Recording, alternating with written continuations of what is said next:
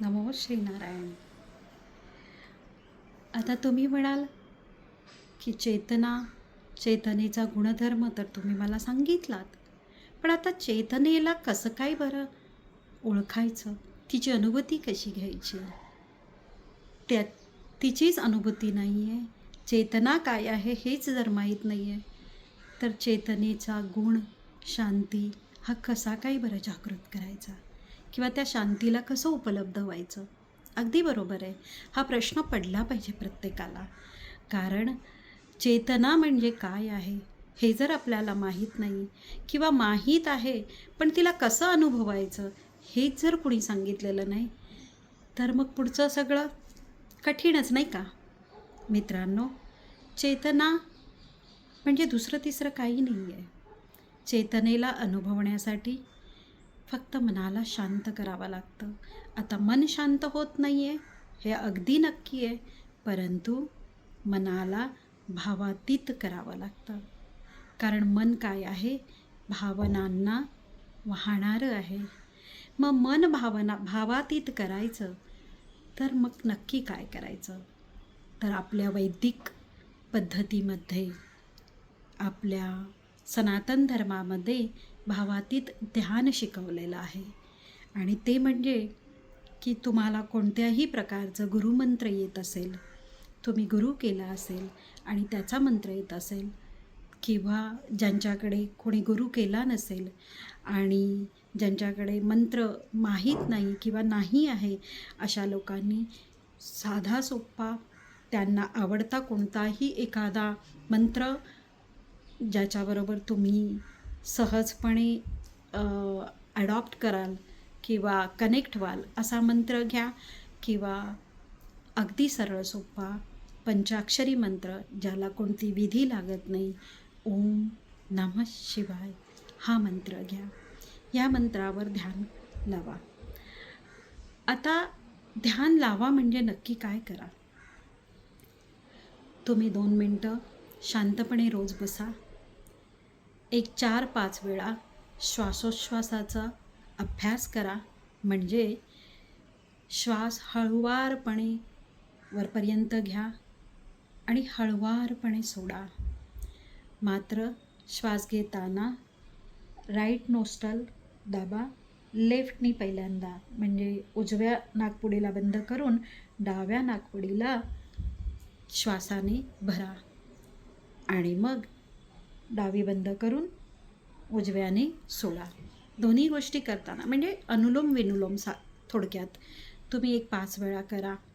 आणि मग करून झाल्यावर शांतपणे डोळे मिटा. आणि डोळे मिटल्यावर तुमचं मन, बुद्धी, विचार येत असतील तर त्यांना येऊ द्या. कशाला सप्रेस करू नका, दाबू नका. फक्त काय करा? ओम नमः शिवाय असं तुम्ही तुमच्या ओठांनी म्हणायला सुरुवात करा. आणि शक्य झालं तर तुमच्या श्वासोश्वासावर तुमचं लक्ष असू द्या. श्वासोश्वासावर संपूर्ण लक्ष, आणि मनात ओम नमः शिवाय. आणि तेही नाही जमलं तर ओम नमः शिवाय म्हणत राहा आणि त्या मंत्रावर फक्त ध्यान लावा. माळ हातात घेऊ नका. तुम्ही ध्यानाच्या मुद्रेत बसा आणि हा मंत्र चालू ठेवा. याला भावातीत ध्यान म्हणतात. आता भावातीत ध्यान म्हणजे काय? की मनात येणारे विचार आणि त्याच्या मागे त्या भावांमध्ये आपलं मन धावतं, त्याला आपण स्लो डाऊन करायचं. हळूहळू प्रॅक्टिस करून करून तुमचे विचार हळूहळू कमी व्हायला लागतील आणि मंत्रावर तुम्ही जास्त वेळ टिकायला लागाल. जर का सुरुवातीला तुम्ही मंत्र म्हटलात तर सुरुवातीला मंत्र तुम्ही 2 वेळा 4 वेळा म्हणाल, लगेच पटकन तुमच्या मनात एखादा विचार येईल आणि मन विचारामागे धावायला लागेल आणि मंत्र सुटून जाईल. काही हरकत नाही, पश्चाताप करायचा नाही. जेव्हा लक्षात येईल की माझं मंत्र सुटून गेला आहे आणि मन धावतंय, तर पुन्हा मनाला जागेवर आणा आणि मंत्र पुन्हा चालू करा. असं कितीही वेळा केला तरी चालेल. हळूहळू तुमच्या मनाला सुरुवात व्हायला लागेल की तो भावनेंच्या मागे धावता धावता हळूहळू मंत्रांच्या ध्वनीवर कंट्रोल यावा लागेल. हळूहळू तो मंत्रांवर स्थिर व्हायला लागेल आणि मग तुमचं मन एक दिवस शांत व्हायला लागेल आणि मंत्रसुद्धा बोलता बोलता बोलता बोलता लीन व्हायला लागेल. म्हणजे अंतरंगात मंत्र जायला लागेल. पहिला हळू आवाज, मग त्याहीपेक्षा हळू, मग 4 मंत्र, 2 मंत्र, 1 मंत्र आणि मग मंत्रही गायब होऊन जाईल आणि मनही नसेल आणि मंत्रही नसेल अशी स्थिती येईल. फक्त तुम्ही ध्यान अवस्थेत असाल आणि तेव्हा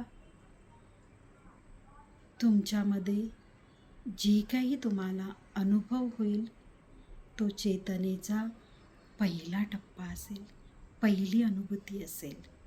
मित्रांनो, हे फक्त दररोज 5 ते 15 मिनटं करून बघा. हळूहळू मनाला सकारात्मक भावाकडे नेण्याचा मार्ग सापडेल.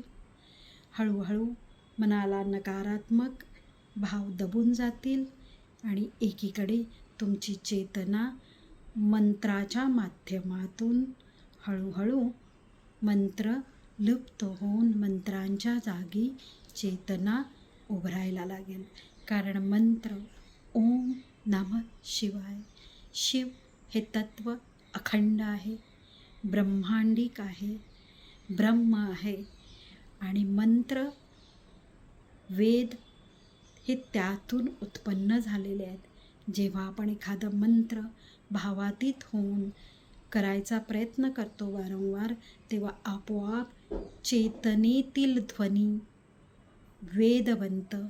म्हणजे त्या मंत्रांची शक्ती जागृत होते आणि हळूहळू मंत्र लुप्त होऊन चेतना जागृत व्हायला सुरुवात होते. कारण ती स्वयंभू आहे. तिला आजपर्यंत आपण वेळ दिली नाही, जागा दिली नाही, तेवढा संयम ठेवला नाही आणि म्हणून ती कधी जागृत अवस्थेत येऊच शकली नाही.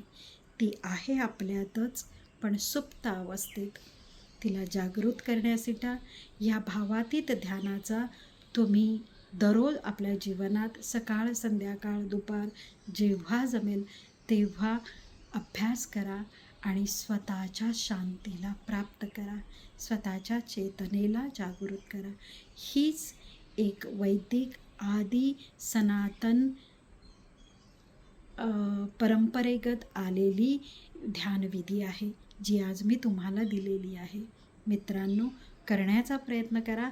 नक्कीच याचा फायदा प्रत्येक त्या जीवात्म्याला होईल जो प्रामाणिकपणे स्वतःला शोधण्याचा प्रयत्न करत आहे, ज्याला प्रामाणिकपणे जीवनाचा अर्थ समजून घ्यायचा आहे, ज्याला प्रामाणिकपणे आपल्या चेतनेवर स्वार व्हायचं आहे.